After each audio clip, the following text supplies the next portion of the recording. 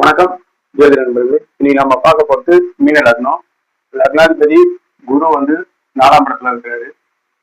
இங்க சனி 20 டிகிரிலையும், சந்திரன் வந்து 21 டிகிரி, இங்க குரு 17 டிகிரி, சுக்கிரன் 23 டிகிரி, சூரியன் 24, புதன் 19 டிகிரி, இங்க வந்து செவ்வாய் வந்து கேதுவோட, செவ்வாய் 7, கேது 8 டிகிரி.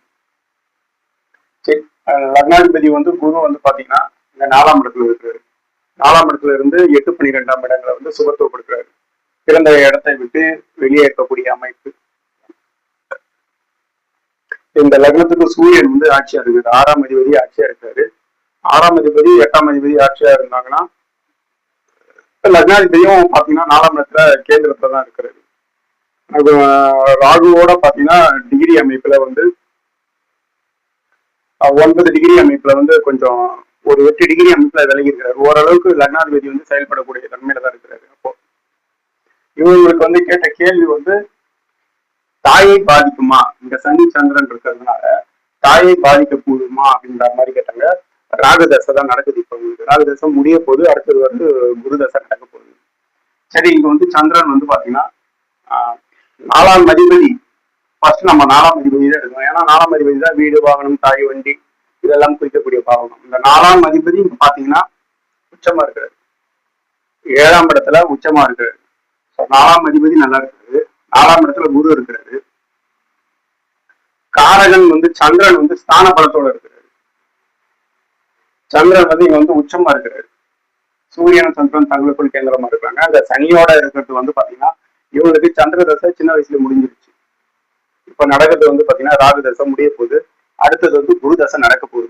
அதனால தாயை பாதிக்கக்கூடிய அமைப்பு இல்லை. ஏன்னா நம்ம 4ஆம் அதிபதி, பாவகம், காரகன் இது எல்லாத்தையுமே பார்க்கணும். அடுத்தது வரப்போகுதுன்னா சனி தசையில தான் வந்து பாதிக்கக்கூடிய அமைப்பு. சனி தசை வந்து இப்ப வரப்போறது இல்லை. அவங்களுக்கு வந்து இவருக்கு இப்ப ஒரு 30 வயசு கிட்ட ஆகுது.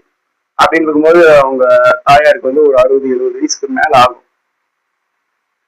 ஒரு 70 வயசுக்கு மேல ஆகும். அப்படின்ற போது வந்து ஒரு பாதிப்பு வரதான் செய்யும். இயல்பாகவே வந்து வயதான காலகட்டங்கள்ல வந்து அவங்களுக்கு வந்து பாதிப்பு வரதான் செய்யும். ஸோ அந்த சமயத்துலதான் வந்து சனி தசையை வரப்போகுது. இப்ப இந்த ஜாதகருக்கு வந்து பாத்தீங்கன்னா 9ஆம் அதிபதி, 10ஆம் அதிபதி, தர்மாதிபதி யோகம் வந்து இங்க இருக்கு. அப்ப இங்க செவ்வாய் வந்து கேதுவோட சேர்ந்திருக்கிறதே ஒரு சூட்சுமா வந்து அது வந்து நல்ல அமைப்பு. குருவோட வீட்டுல இருக்கிறது ஒரு சுபத்துவம் தான். அந்த கேதுவோட சேர்ந்திருக்கிறது இன்னும் ஒரு சுபத்துவம் தான். அங்க குருவோட பார்வையில சுபத்துவமா இருக்குது. இந்த லக்னத்துக்கு ராஜ யோகாதிபதியோட பார்வையை இவர் வாங்கியிருக்கிறாரு. லக்னாதிபதி குரு வாங்கியிருக்கிறாரு. அப்ப அது ஒரு பார்வை வந்து குருவுக்கு வந்து ஒரு பாதுகாப்பு அப்படிங்கிற ஒரு அமைப்பு. 5ஆம் இடத்துல இந்த லக்னத்துக்கு அவயோகர் 5ஆம் இடத்துல தான் இருக்கிறாரு.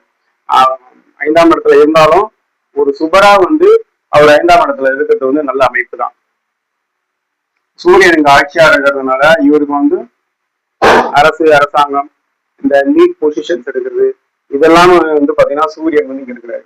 அவங்க கேட்ட கேள்வி வந்து சனியும் சந்திரனும் சேர்ந்தா புணர்ப்பு தோஷம் அப்படின்றாங்கல்ல.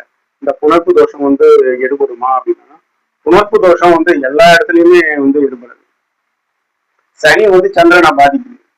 அது வந்து அமாவாசை சந்திரனா இருந்து ஸ்தான பலம் இல்லாம இருந்தா அப்ப வந்து பாதிக்கப்படும். அமாவாசையை நெருங்கி கொண்டிருக்கிற சந்திரன் அந்த சமயத்துல வந்து தான் வந்து உங்களுக்கு பாதிக்கும். ஆனா இங்க வந்து ஸ்தான பலமா இருக்காருல்ல, ஸ்தான பலமா இருந்து சனியோட சேர்ந்து இருக்காரு. சந்திர தசை முடிஞ்சிருச்சு, சனி தசை வரத்துக்கு லேட் ஆக போகுது.